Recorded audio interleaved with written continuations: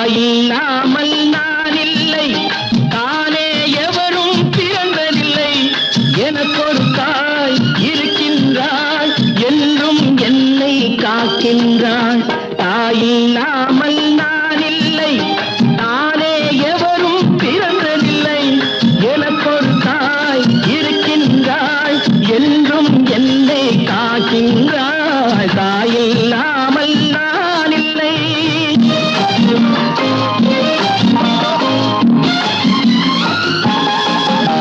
ஜீவநதியாய் வருவாள், என் தாகம் தீர்த்து மகிழ்வாள். ஜீவநதியாய் வருவாள், என்